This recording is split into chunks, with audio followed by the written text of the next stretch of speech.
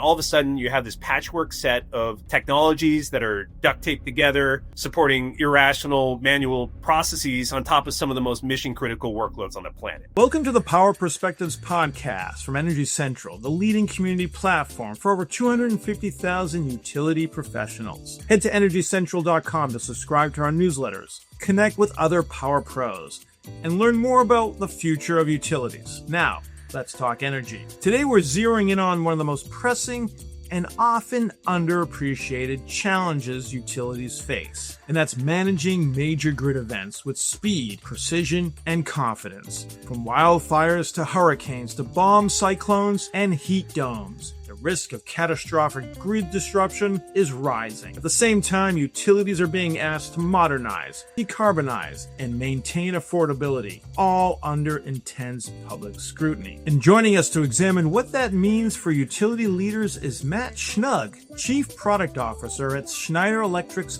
digital grid business. His recent focus is centered on what he calls holistic event management, a new approach to anticipating, navigating, and recovering from grid events using integrated, intelligent digital tools. And Matt believes that we can reduce the cognitive load on utility operators and improve decision-making under stress by giving them unified, intuitive platforms that work in blue sky and black sky conditions alike. But before we dive in, a quick reminder, you can catch every episode of Power Perspectives and Energy Central's other shows on Spotify, Apple Podcasts, YouTube, and wherever else you get your shows. So subscribe, leave us a comment or rating, and don't miss our new series tackling the world of innovation called Piloting the Future, or the recent GIS-focused miniseries called The Gist. And thanks to the sponsor of today's episode, Schneider Electric. I'm Jason Price, coming to you from New York City, and with me as always is Matt Chester, Energy Central Community Manager and podcast producer, based in Orlando, Florida. Matt, you had a chance to learn a bit about what Schneider was doing in this area at this past spring's Distributech conference. What can you tell us to set up today's conversation? Thanks, Jason. Yeah, at Distributech a few months back, when I saw the Schneider setup and the announcements they had taking place there, it was clear that they're not just thinking about grid events in terms of response, but rather rethinking the whole planning cycle for utilities, from preparing for, managing, and recovering from disruptions. And so what stood out to me was that it's not just approaching it in a piecemeal upgrade, single point solutions, but really taking a look at what that comprehensive digital strategy could be, trying to enable faster, smarter decisions, even under the most chaotic conditions. And these are all issues that are really resonating with the Energy Central community, where those are some of the top topics we see on our pages today. So, there's a growing sense in the utility world that the next big outage or weather-driven event, it's always just around the corner. So these conversations are important, and they're ones that utilities are striving to have. So I'm just eager to get a deeper understanding on these topics with Matt today, just like you are. Yeah, thanks for that, Matt. And thanks to Schneider Electric for making today's episode possible. And with that, let's welcome in Matt Schnugg to the conversation. Matt, welcome to Energy Central's Power Perspectives podcast. Thank you, Jason. Long-time listener, first-time caller. So I am absolutely thrilled to be here. And after that read-in, I'm realizing if you ever need any supplemental income, you're more than welcome to come and read over some of our marketing material at these events. Love the dramatic tone and certainly befitting of what we're about to talk about today. Fantastic. Well, we have some important discussions to talk about, so let's dig in. So Matt, you've described holistic event management as an urgent need. Let's start there. What's not working today and how utilities respond to major grid events? I do feel like the story about the things that are not working with the management of major events. So in the circumstance we're going to talk about today, a lot of it's going to be centralized around fire. That could be floods or ice storms or bomb cyclones or you name it. This actually starts in a more mundane place that many listeners might be familiar with. Operating environments that haven't really been digitized and the reliance on legacy technologies that haven't fully been de-siloed. Jason, are you familiar with the term de-siloed and silozation more broadly? I do to some degree, but why don't you take a moment to explain that? Sure. Let's unpack that term a little bit. So in this circumstance, de-siloing addresses one of the most persistent issues in grid management. Even during what we call blue sky days, when nothing is really happening from a weather or major event perspective, most grids are managed under the auspices of siloed operations and communication gaps. And this is because utilities often operate in departmental silos as well. So you have planning, you have operations, communications, field crews. These each function with their own tools and data and protocol. And in speaking with our customers, we often find that technology decisions were also made to directly address the specific problems of that departmental silo without much consideration for how these technologies would integrate with the technologies of other departments. In the software industry, we have a very common term for this. It's called technical debt. And once you accrue enough of that, it actually becomes easier in the short term to manually build on top of these fundamentally incompatible technologies than to truly integrate them. So think of it as paying the interest of a loan as opposed to paying down the actual principal of that loan. And what ends up happening is that under the burden of these manual builds, the technology stops working as it's supposed to. And manual processes are built on top of these technologies to address this gap. Then the manual processes start to harden, and all of a sudden you have this patchwork set of technologies that are duct taped together, supporting irrational manual processes on top of some of the most mission critical workloads on the planet. And in those scenarios, any aberration from a hardened standard process creates big problems that are tough to manage in real time. Data becomes unreliable. Operations can ground to a halt. So I think you can see where I'm going with this, Jason. So let's take a macro view now. We're seeing that in today's rapidly evolving energy landscape, utilities are under increasing pressure to respond to major grid events with speed, with transparency, and with precision. There's empirical evidence that these major events are increasing in both frequency and severity. And many of these utilities are under the microscope for these events, for how they operate in these emergency scenarios and in the scenario of fires specifically. But they're also scrutinized for their role with these fires in actually igniting them or accelerating that ignition of the fire. At the same time, customers are becoming more dependent on electricity than ever before, not just for comfort and convenience, but for critical needs such as healthcare, communication, mobility, you name it. This growing reliance raises the stakes for outage prevention and rapid restoration. So bringing these two concepts together, a higher frequency and the severity of these major events, along with a greater reliance on the grid than ever before, you start to see the importance of getting this right and why siloed operations using technologies that tend to break down when they're not being used the way they're supposed to becomes a major issue. And that's just the technology. From a planning perspective, many utilities rely on reactive rather than proactive major event planning. Event preparedness is often based on historical data and static contingency plans, essentially preparing for the last storm rather than anticipating the next one. This is why black swan events are so dangerous, because they're unprecedented. So this backward-looking approach fails to account for the increasing frequency and severity of these extreme weather events, even cyber threats as emerging risks. And compounding this challenge is the fact that the distribution grid is undergoing rapid transformation. I don't think that's a surprise for anyone that's listened to this podcast.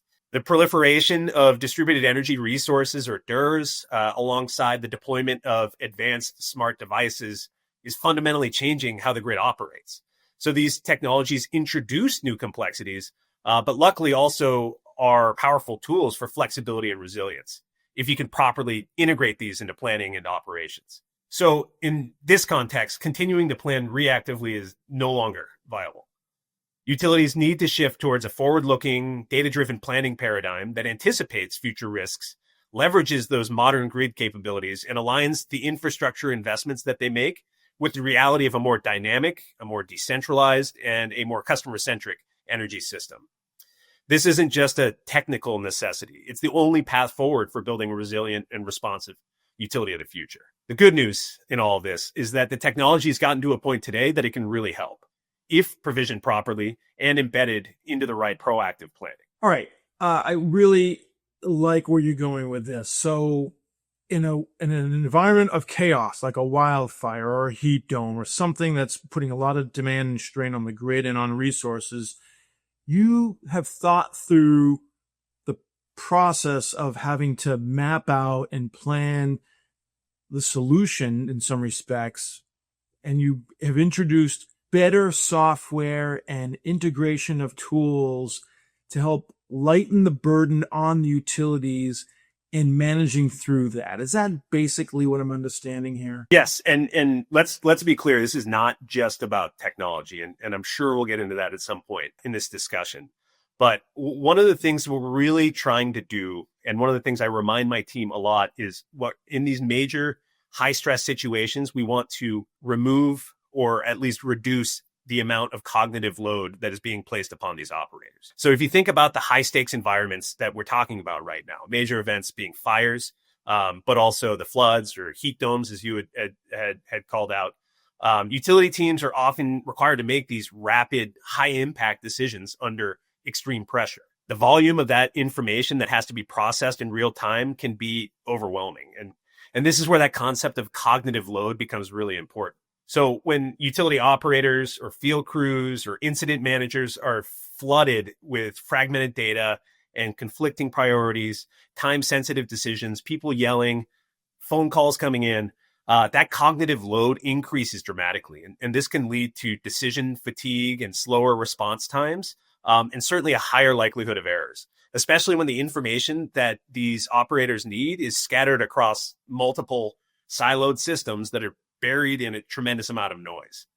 So in these moments, what teams need most is cognitive simplicity, the ability to focus on the most relevant and actionable information without being fully inundated and overwhelmed with complexity. This is what the right balance of software, as we had mentioned, but also interoperability and thoughtful workflows can enable. Another thing that I like to tell my product managers and engineers that are tasked with building software, not only for major event management, but also the vast majority of our product use cases, is that we need to strive to get the right information to the right people at the right time. And then with our software, we need to be able to offer the capability to execute those actions, like changing recloser settings or initiating a public safety power shutdown, or PSPS, we call it for short, within that same workflow. And that minimizes the amount of cognitive load associated with context switching and really allows the operator to focus on the task at hand as opposed to all the chaos. And then finally, we need outcomes of our operator decisions to automatically persist in the right downstream systems so that every stakeholder, downstream, upstream, wherever, understands everything that's happening in real time. So to summarize, if you can cut through the fog of uncertainty and install a system that an operator has confidence in, their ability to act decisively with all that information available becomes the most powerful tool in managing major events. These people become more powerful. It continues to be all about the people. Matt, I really like how you're framing this. So you go with cognitive simplicity during a time of chaos to minimize and manage through the cognitive load that the resources need to address during a chaotic event like a wildfire and such. And so you introduce, as you mentioned, more than just software and integration, but people as well, and strategy and organization to help manage through this. So Schneider's doing this, if I understand, with this in the lead up you shared with us, this Electric One digital grid platform. It's part of your approach to help utilities think through this. So walk us through, what exactly are you helping the utilities to do during these major events? Just play a scenario out for us if you can. Well, let's, for the sake of brevity on this podcast, let's focus on a specific area. I liked how Matt framed some of his learnings from DistribuTech about the entire life cycle of grid operations. That's inclusive of planning. That's inclusive of a lot of other elements. Let's focus on the days leading up to the event and the event itself. So during a wildfire, operators may need to simultaneously monitor weather conditions and fire perimeters and grid telemetry, customer outage reports, crew locations, you name it. The operator also has to mentally synthesize a lot of this information in real time. So this not only increases the cognitive load, but it also introduces delays and a huge risk of misinterpretation with all this information flying around. So the primary execution engine for all of these decisions in a major event is the Advanced Distribution Management System, or ADMS, as we call it for short. And this is where we at Schneider Electric have built our major event management module. So in this module, you might be able to change grid settings like disabling automatic reclosing, disabling auto fault location, isolation, and service restoration. Another mouthful. So we have an acronym for that called FLIZR. Those capabilities, disabling local automation, or even enabling alternate relay setting. So basically what this is doing is hardening and creating a more sensitive grid and sometimes to make sure that you reduce the likelihood of ignition on a particular bad day. So all of these things can be automatically initiated based on changes within simple fire risk indices that are overlaid on top of your grid topography within that ADMS software. So what you're looking at with the ADMS might be different colors for different regions on a map based on simple fire risk indices. And if that risk increases, what you see are those settings get executed. However, in a rapidly changing environment, additional capabilities in understanding that risk, such as a more precise risk polygon, as we call it on the map, so just greater clarity on where that risk is one. Better understanding of vegetative fuel in the area, and then even more precise views on how weather could accelerate these fires. All these things could really help an operator make informed decisions. And this is actually where I think the One Digital Grid platform will transform how major events like wildfires are managed. So let's imagine a world where you're completely de-siloed, and all of your systems are interoperable with one another. Say you have a platform, either the One Digital Grid platform or anything else. All of that's figured out. What you could also do is you could integrate world-class insights from vendors like Esri or TechnoSilva or AI Dash to enhance an understanding of risk in a way that we at Schneider Electric never could. It's not our specialty. Our specialty is the ADMS and our other products. So as an example, Esri has thousands of layers that can sit on top of their maps in what they call the living atlas, that could help provide additional information on these high-risk scenarios. TechnoSilva has been studying for fires longer than I've had gray hair, which is a long time. And also very bad radio, because I know a lot of our podcast listeners cannot see my gray hair. They run millions of risk simulations, TechnoSilva, within these customer management territories to understand the most likely outcomes across a litany of scenarios. So if temperature rises by 4 degrees, what does that do to the fire risk? Or wind picks up by 4 miles per hour, how does that change the fire risk in that same area? And then we have AI Dash. They understand vegetation encroachment on critical assets and run their own models to understand the risk of ignition and preventative actions that can be run to reduce this risk. So again, we are providing good information to operators at the right time and allowing them to execute through the ADMS, but we want to allow the operators to get great information. And so that is how we think the One Digital Grid platform can deliver this. In fact, that's the primary premise of the One Digital Grid platform. It enables our customers to use their own world-class focused solutions.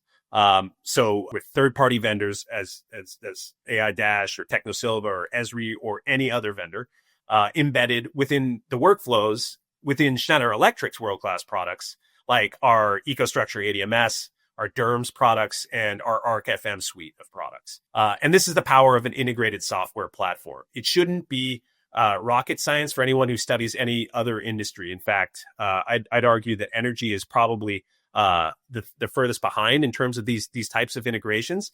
But all that tells me is that it's almost inevitable that this is going to be the future for a lot of the ecosystem, something enabled by a platform that allows the transfer of a whole bunch of information at the most important times. So it eliminates the need for mental cross-referencing, and it really allows these teams to see the full picture at a glance. Beyond unification, smart filtering and prioritization are essential for managing cognitive load. So if you can imagine, not all data is considered equal or equally important during a crisis. So advanced platforms actually have the ability to use AI to filter out noise and highlight only the most critical alerts, such as faults near evacuation zones or outages impacting critical facilities like hospitals or emergency shelters. And this ensures that operators aren't distracted by the low priority issues and really can focus on the high impact decisions. All right. So Matt, let's say a utility has taken your advice and they're now under the next wildfire threat, or another event, of course. Talk to us. What do the first steps look like? How does the experience differ than it would, with the new approach? Just walk us through so we understand what the thinking is from the utility's perspective. Our overall goal when a utility adopts a holistic major event management platform and model is to transform its response to events like wildfires from reactive and fragmented to proactive and coordinated and data-driven. Just in terms of what is actually happening and maybe an ideal set of activities on those days leading up to an event, what you probably would see is a utility that initiates a series of mitigation actions designed to reduce risk and improve readiness. And so this might include conducting a risk analysis and mapping exercise using historical data, vegetation density, and environmental conditions to identify those high risk zones that I was talking about before in a static way. And the goal here, of course, is to move to a more dynamic set of capabilities. But based on this analysis, static or dynamic, the utility implements fire mitigation measures such as disabling automatic reclosing on lines, adjusting relay settings, and in extreme cases, initiating that PSPS, public safety power shutdown, to prevent ignition. This is literally de-energizing a part of the grid to make sure that any lines that tip over don't ignite. Vegetation management teams are also deployed to clear critical areas, and coordination with emergency services is also strengthened through secure data sharing protocols. So they go and give the fire department a heads up and start walking them through the drills in the process as well. Next, a network model is also tuned to reflect the latest grid changes in inspection results, ensuring that all operational decisions are based on accurate and real-time data. The last thing they want to find out is that the data that they had been relying upon was something that hadn't been updated for 6 months, and the changes that had been instantiated wouldn't take as a result of that. So traditionally, utilities have focused their efforts on the response phase of the event, relying on these predefined emergency protocols and dispatching crews once damage has actually occurred. However, what we're seeing with some of the most advanced utilities, particularly on the West Coast of the US in particular, they emphasize the critical importance of preparing the grid in advance, both in these days leading up to an event, but also in that longer term planning phase as well. You set me up for the next question because, once we've got the preparation, underway, that's one thing, but the actual event response and how it plays out is different and never follows whatever you plan. However, you're sort of narrowing that range with more accuracy and thought around it, which is really interesting. So I understand that, the collection of data is critical here. So the collection of, vegetation data, fire simulations, crew status, all play an important role in managing that approach and the response. Talk to us about that, because now it's game time. How does this play out? You nailed it. And leading up to game time, if I were to make a very loose and probably not powerful metaphor, it's really all about the practice and the preparation that leads up to that will determine how you execute during the game. So we talked a little bit about the execution before, but really, that preparation is just as important. And in many ways, it determines the success of the response itself. In holistic major event management approaches, that data collection and that constant maintenance and management and the situational awareness ahead of time, they really do define the difference between a major event and maybe a crisis that's been averted. And this is where we think both our first party solutions like Schneider Electric's ArcFM suite are integral, as are the additional vendors that can come in and provide those point solutions. So as a reminder to those who have not been listening to the gist, the ArcFM suite for Schneider Electric is our suite of GIS planning tools and design and editing tools. And what they're used often to do is to design a hardened and thoughtful grid. And in the circumstance of fires. We'll get into how that might be executed next. And this is something that's really important, certainly as it pertains to the downstream systems like the ADMS and the DERMS. They build and manage the network model. So understanding where every asset is and how electricity is flowing through it during both the blue sky and the major events. So having accurate data on those assets and where they're placed, as I had mentioned before, is critical. But in terms of specifics for planning, we at Schneider really think about planning for major events over two additional generic time horizons. So the first is year ahead planning. And there's a lot of proactive postures that need to be executed in this time frame because it fundamentally reshapes how the utility builds and maintains its distribution networks.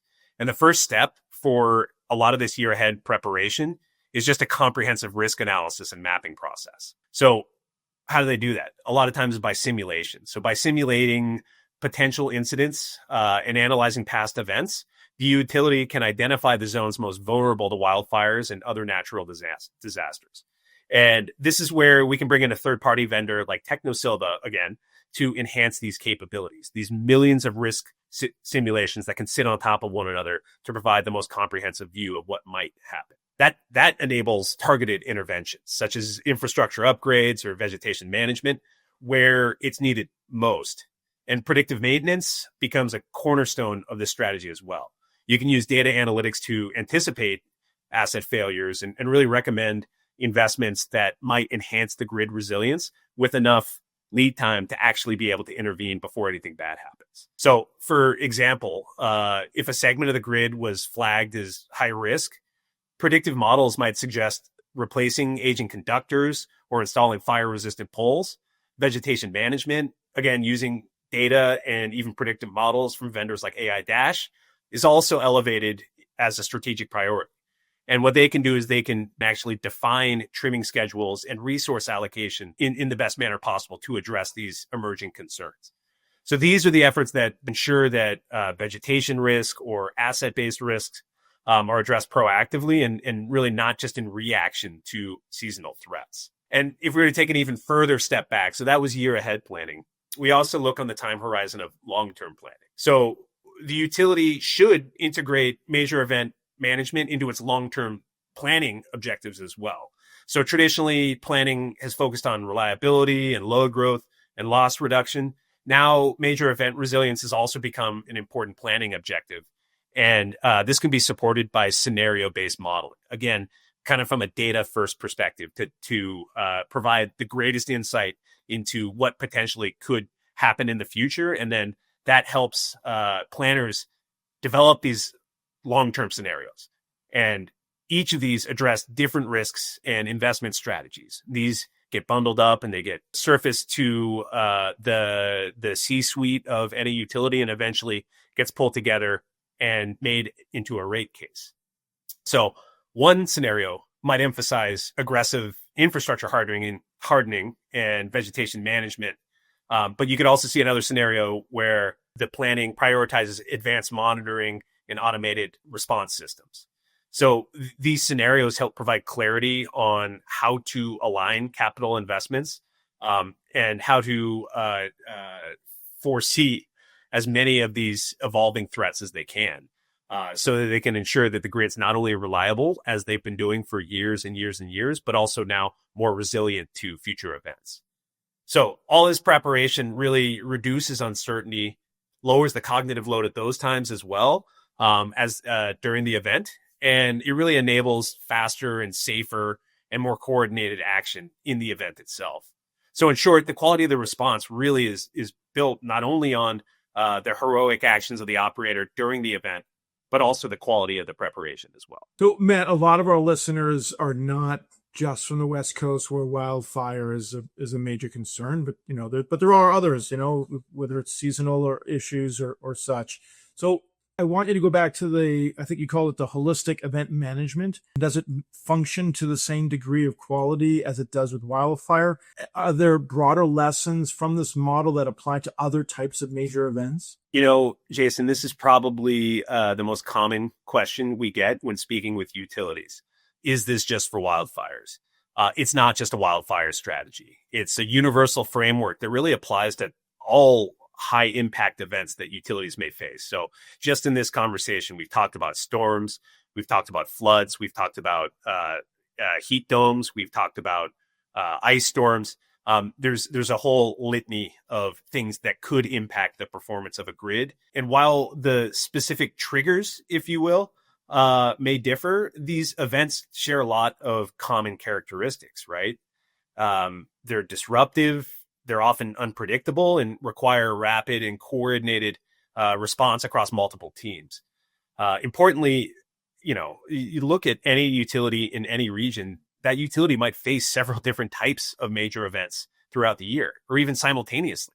And that's why it's essential to have a unified strategy that spans across all event types and timeframes, from real-time response to that multi-year planning that we were just talking about. This approach really ensures that investments in that network expansion and automation, resilience, technology, process improvements, you name it, they're all optimized and aligned. So, for example, to kind of bring this to a more realistic scenario, vegetation management and infrastructure hardening and predictive maintenance, that's not just a wildfire strategy. They're also critical for storm and flood resilience. Similarly, drilling, emergency drills, not drilling for oil, data integration and situational awareness, all of these platforms benefit all event types. As I've probably over-explained, holistic major event management also spans over these multiple time horizons, and that really allows a left to right view, or an end-to-end view, if you will, of all of the things that could be happening. So in short, it's not just about preparing for one disaster. It's about building a flexible and an adaptive utility that can respond to whatever comes next with confidence and with speed and with efficiency. So, Matt, you have a history in this industry, a successful one, and you're leading the marketing side, the product side, astutely at Schneider. I want to ask you about, I want you to take off your Schneider hat, and I want to hear from you your experience and depth in this industry. And that is, what we're facing here is not just a technical problem with a technical solution, but something much more broad. And you've talked about it from a holistic approach, but I want you to think even more broadly than that. I want you to think about the strategic changes, the cultural changes that are going on. All of these need to be aligned. The vendors need to be aligned with the utilities. The regulators need to be aligned with the utilities and the public. There's a much more cultural change that the utility needs to go through to fully embody, I believe, what needs to be done to get their hands on these chaotic environmental events that are, beyond our control. So where you sit and what you've experienced, and again, you taking the approach of where your history in this industry, talk to us about, like, how do you make this vision real? How do you approach the utility to think along these lines? How do you get everyone in a room to coalesce? Because we live in a siloed world, and I would just love to get your perspective on how do you transform the utility to think around the approach that you're conveying here. Yeah, it's a great question, and one that I have pondered a lot in my career. A bit of a history lesson for me. I'd moved from a big hyperscaler based in Redmond, Washington, to another big energy software company. And I had all of these aspirations of bringing technology into the space and really showcasing the best and brightest ideas from the world of technology and really driving it home in energy software. And as you and likely many of your listeners can imagine, I had a very stark realization early on that there is a major difference between the idea of innovation and the diffusion of this innovation. And what I mean by that is you can be at the forefront of technology, but you can only be as successful as the willingness of either your customers or your stakeholders or whomever your constituency is, their willingness to go and adopt this. And so I think that's ultimately what this comes down to, is adoption and willingness to lean in on particular technologies and changes in process to deliver change. And traditionally, within energy and with utilities specifically, the incentivization structure was not about being innovative. It was about keeping the lights on and keeping people safe, as we have discussed. And so, anything that might jeopardize that resiliency and that reliability, oftentimes was not adopted, no matter how exciting that technology was. Now, I think the world has changed a bit over the past few years. I think there's a great generation of leadership that's coming up in the utilities that really are embracing this and really want to drive change and see the value of these technologies. But even then, it's hedged for good reason, for the safety and the reliability reasons. So I think as we've talked about, one of the first things that needs to be done internally, planning, operations, IT, emergency response teams, they all need to break down these silos and adopt a shared mindset that major event resilience, or even just grid operations writ large, is a continuous and organization-wide responsibility, not just this reactive task. So going from reactive to proactive. I think that vendors also must fully be bought into this strategy, not just as technology providers, but as strategic partners that can deliver interoperable tools and real-time data and support that align to these major event goals. And as this industry has evolved over the past decade or so, I think you're seeing vendors that are more and more willing to embrace open ecosystems, which, again, if we look at the precedent of any other industry, is absolutely the right way to go. It's a team sport. And so then you have to throw in, the considerations for regulatory policy. You have to throw in the customer satisfaction of your customers, and you see why this is so hard. And so really, to be fair, I think this transformation is something that every utility leader that I've spoken to, at least, takes very seriously, and not just for major event management. It's a company level task. And it's just taking a longer time, given the multitude of stakeholders involved and that incentivization structure.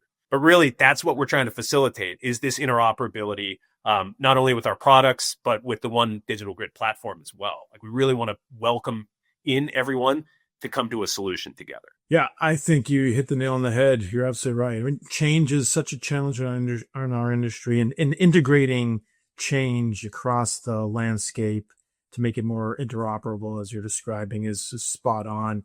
It's such an important issue, and it comes at such a critical time in the utility landscape. And couldn't be more grateful than having you walk us through it. Such insightful perspectives that you bring to all this. So I really want to appreciate it.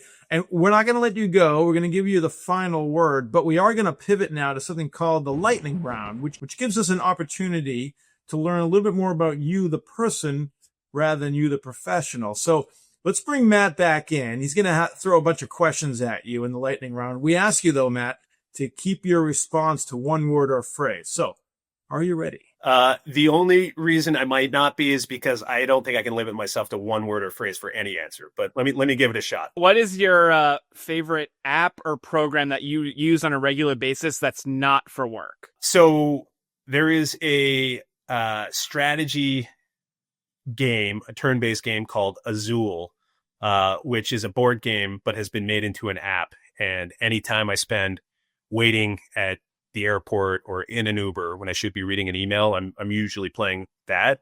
I'd say I'm middle of the pack in terms of success for this, so I could definitely get better. What was your first, desired or planned career when you were growing up, if assuming it wasn't necessarily what you're doing today? So after about 200 viewings of the original Indiana Jones franchise, I was dead set on being an archaeologist, though plans really changed when I learned that the whip and the white brim fedora hat weren't standard issue from the job. And then, even just saying it out loud right now, I think it wasn't archaeologist. I just wanted to be Indiana Jones. Maybe this goes along with the Indiana Jones theme, but if you could adopt a superpower, what would it be? Probably just getting consistent sleep in different time zones.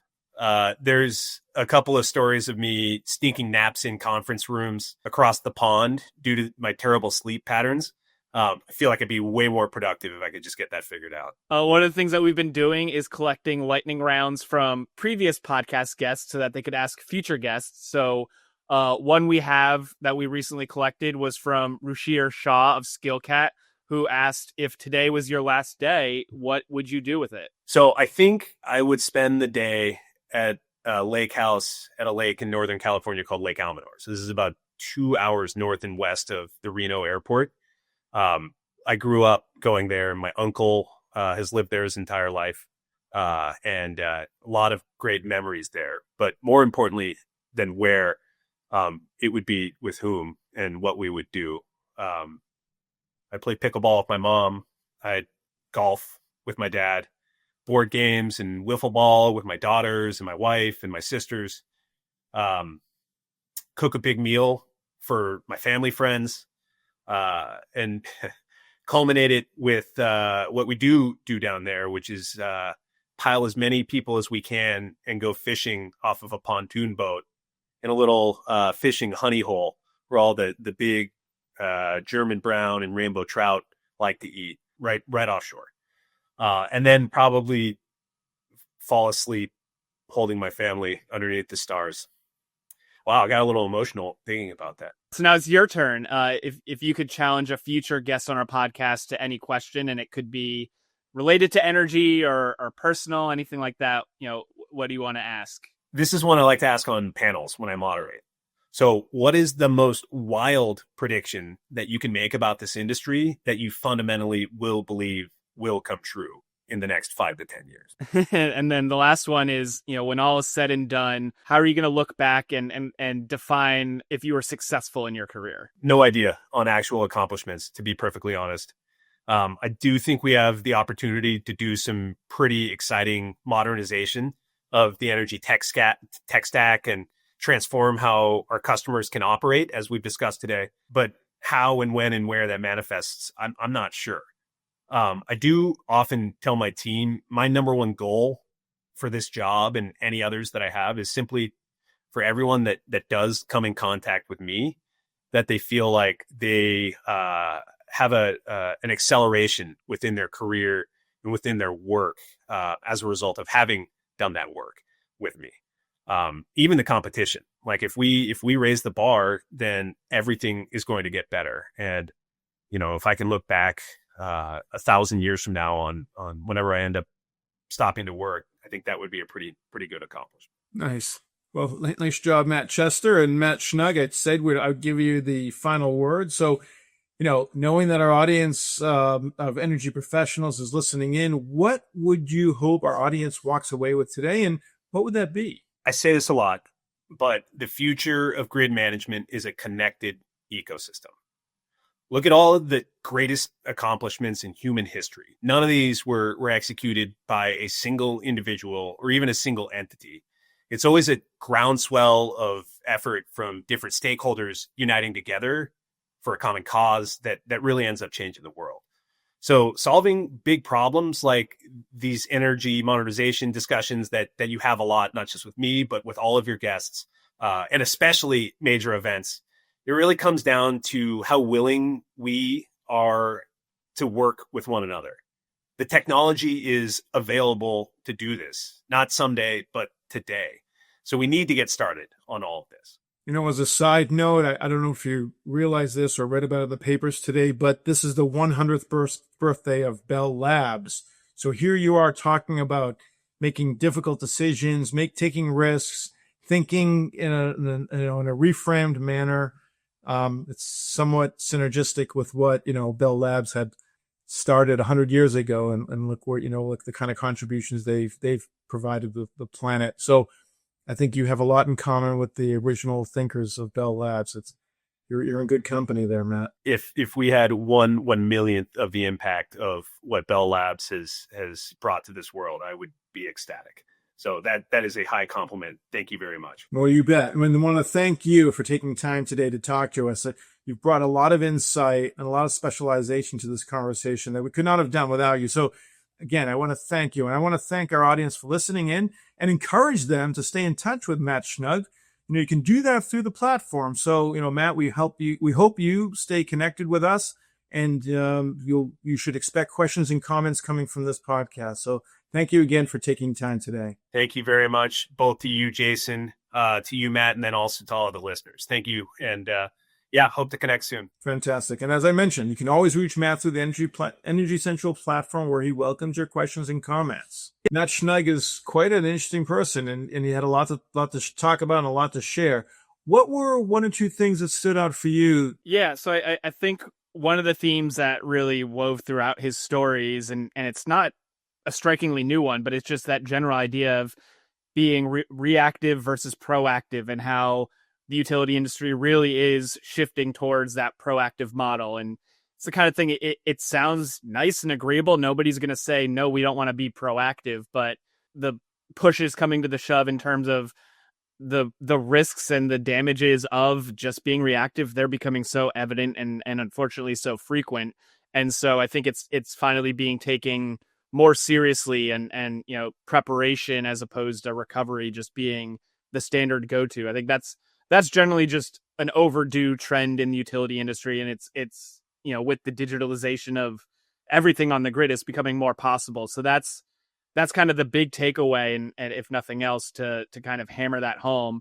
And then the other, thing that really pinged my ear, and it's something that harkens back to the conversations I had at Distributech, like I mentioned at the beginning, was that in the utility sector, we're seeing a lot more of, I guess, an opening and an opportunity for those utility leaders to seek outside expertise, not trying to reinvent the wheel and plan these programs anew themselves, but partnering with companies, partnering with experts like Schneider Electric and otherwise, who can kind of elevate utilities above and beyond what they would be able to do themselves. And, obviously it's one thing for a software provider or a vendor to say, hey, this is what utilities should be doing, because, they want to partner with those utilities. But, I heard a lot from the utility leaders themselves at Distributech that's the approach they want to be taking. That's the way to kind of fast track this new paradigm and these new programs. And I think everything we heard from Matt today really hammers home, yes, that expertise is found in companies like Schneider Electric, and there's a lot of value in utilities reaching out and tapping into the problems that they've been able to solve and the approaches that they're taking. Well, those are good points. I was really intrigued by his terminology, this cognitive simplicity and cognitive load. I mean, basically what he's doing, what he's talking about, and what Schneider's doing, among others, is building a strategy around the planning around chaos. It's like